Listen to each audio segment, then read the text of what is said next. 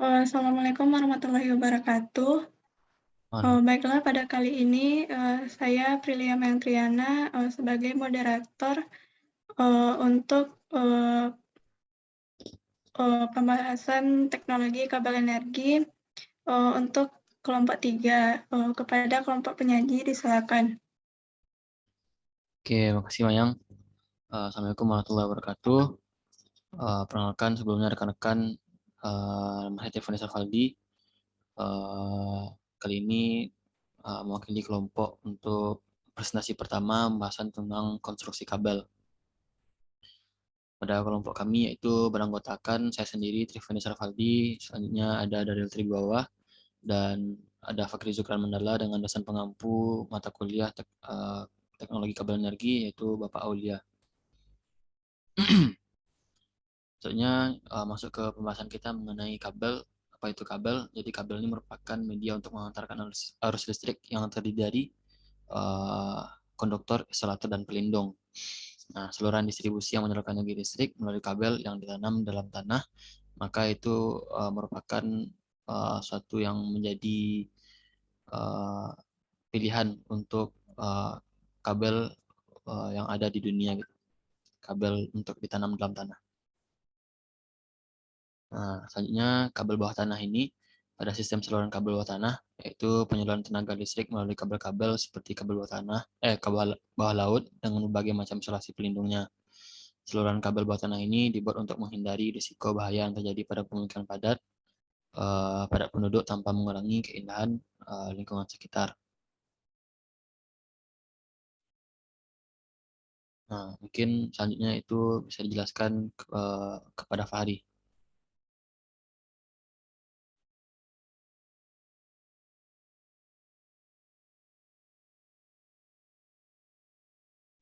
Baik, untuk selanjutnya kepada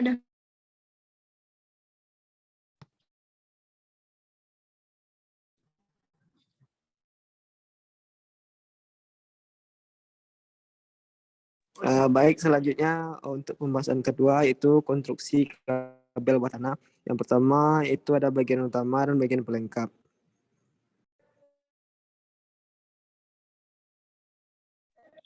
Next, untuk bagian utama dari kabel tersebut terdapat 3 bagian. Yang pertama yaitu ada konduktor, isolasi, dan shielding. Lanjut. Sedangkan bagian pelengkap dari kabel tersebut terdiri dari 3, yaitu pertama armor, bahan pengisi, dan sarung untuk kabel tersebut. Lanjut. Lalu untuk jenis kabel bawah tanah terdiri dari 4 jenis. Yang pertama itu kabel hantaran tunggal, yang kedua kabel 3 hantaran, yang ketiga kabel sektoral, dan yang keempat kabel neutral.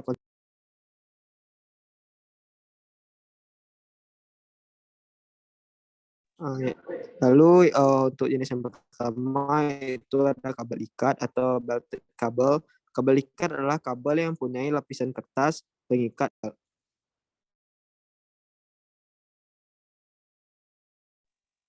Yang kedua itu kabel H atau Hawks ladder dan Circuit kabel, di mana dalam jenis kabel H kertas isolasi ikat tidak ada. Pada setiap isolasi inti dipasang suatu lapisan yang disebut screen atau tabir yang di kertas logam yang berlubang atas konduktor.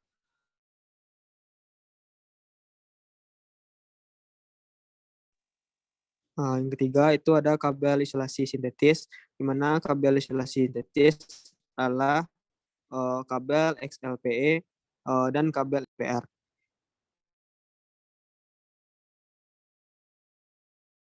Lalu untuk yang keempat itu kabel isolasi minyak adalah suatu kabel yang menggunakan minyak.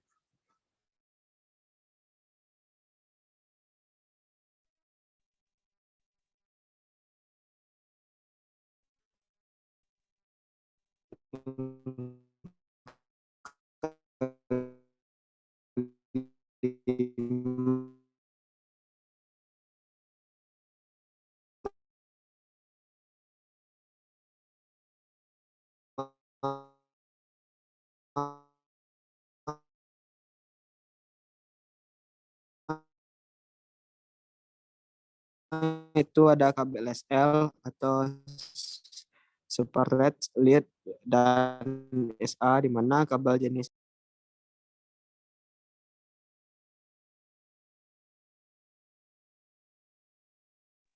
Baik, saya akan melanjutkannya.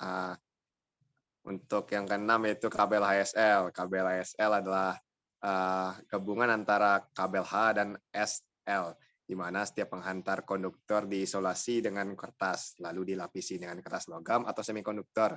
Kemudian diberi selubung timbal, lalu ketiga intinya dipasang bersama-sama dan dilengkapi dengan perlengkapan kabel.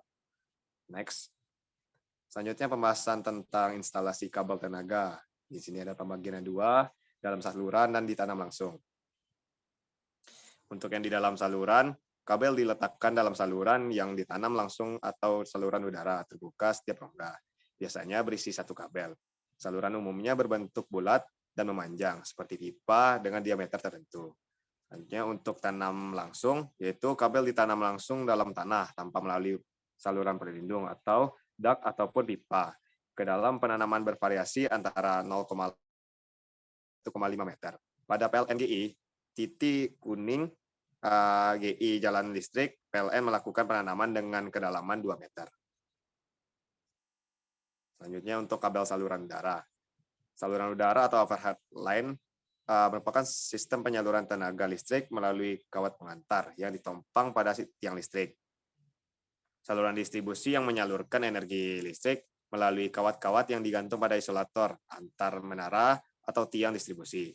Keuntungan dari saluran distribusi adalah lebih murah, mudah dalam perawatan, mudah dalam mengetahui letak gangguan, mudah dalam perbaikan, dan sebagainya.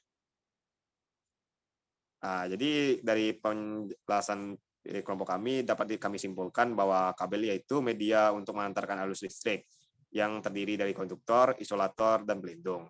Saluran distribusi yang menyalurkan energi listrik melalui kabel yang ditanam di dalam tanah.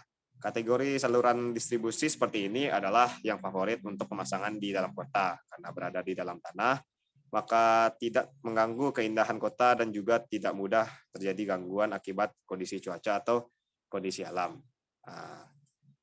Kembalikan kepada moderator. Baik, terima kasih kepada kelompok penyaji. Mungkin untuk kelompok 1 dan 2, apakah ada pertanyaan, tanggapan, atau saran? Cukup, moderator.